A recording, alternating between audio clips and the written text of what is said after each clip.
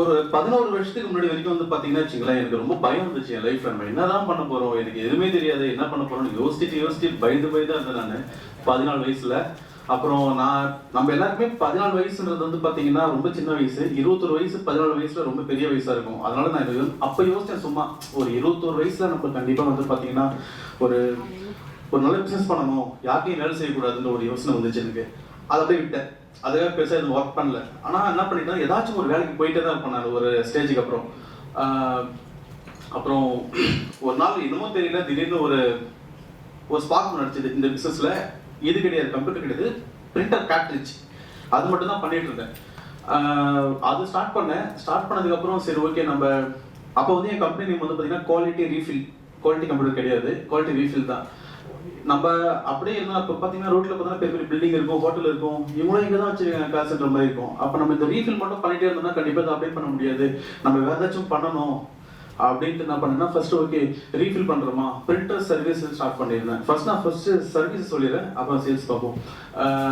Printer service பண்ணேன், அதுவும் பத்தாது. சரி கம்ப்யூட்டர் ஸ்டார்ட் பண்ணேன், அதுவும் பத்தல. லேப்டாப் பண்ணேன், இப்போ அதுவும் பத்தல. வேற ஒன்று தேடிட்டு இருக்கேன்.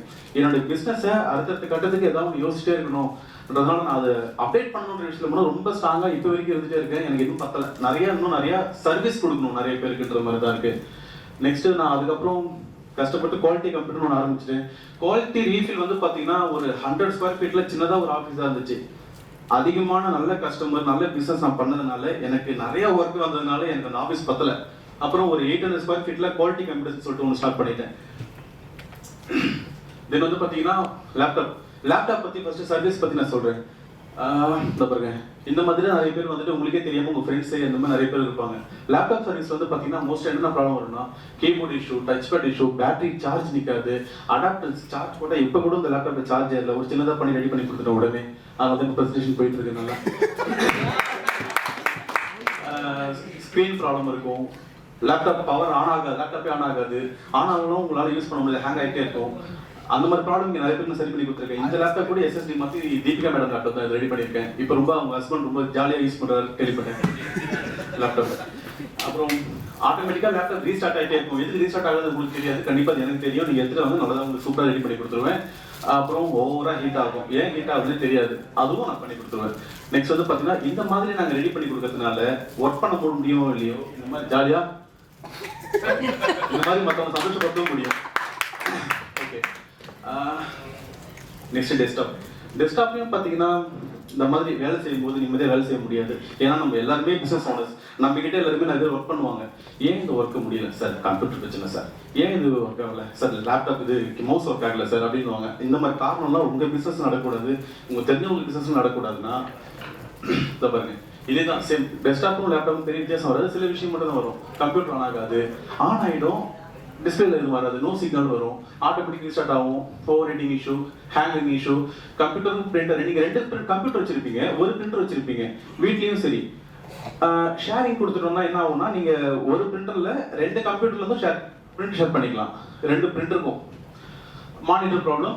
உங்களுடைய கம்ப்யூட்டர் வந்து ஒரு i3 இருந்துச்சுன்னா i7 i5 வரைக்கும் நம்ம அப்டேட் பண்ணி கொடுக்க முடியும். அது நம்ம பண்ணிட்டு இருக்கோம். அப்டேட் பண்ணணும்னாலும் எங்களை கான்டாக்ட் பண்ணலாம். பாருங்க எவ்வளவு ஜாலியாக ஒர்க் பண்ணிட்டு இருக்காங்க.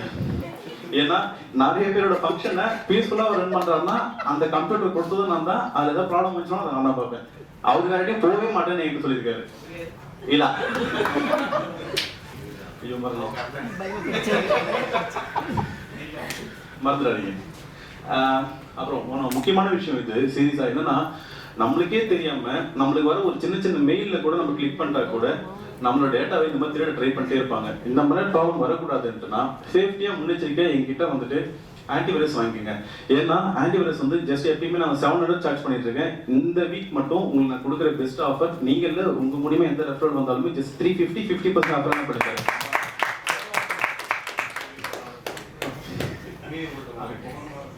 டேட்டா ரெக்கவரி, சப்போஸ் அந்த மாதிரி பண்ணி உங்களோட டேட்டா ஏதாச்சும் ப்ராப்ளம் ஆயிடுச்சுன்னா அதை நான் ரெக்கவர் பண்ணி கொடுக்குறேன். ஹார்ட் டிஸ்க்ல மட்டும் இல்லை, இந்த மாதிரி பென்ட்ரைவ் மெமரி கார்டில் இருந்தாலும் நான் ரெக்கவர் பண்ணி கொடுப்பேன். இது வந்து பார்த்தீங்கன்னா இதே மாதிரி 1 TB ஹார்ட் டிஸ்க்கு இல்லாவது அவங்களுடைய கஸ்டமரோட டேட்டாஸ் எல்லாமே கல்யாணம், காது குத்து எது இருந்தாலும் போயிடுச்சு, திருப்பி வர வச்சு கொடுத்துட்டாங்க. சார் பண்ணி கொடுப்பேன். அப்புறம் 2 TB பிரிண்டர், இந்த பிரிண்டர் பாருங்களேன் எவ்வளோ அழகாக இருக்குன்ட்டு. இந்த அழகான பிரிண்டரும் சமயத்தில் பிரச்சனை வைக்கும்.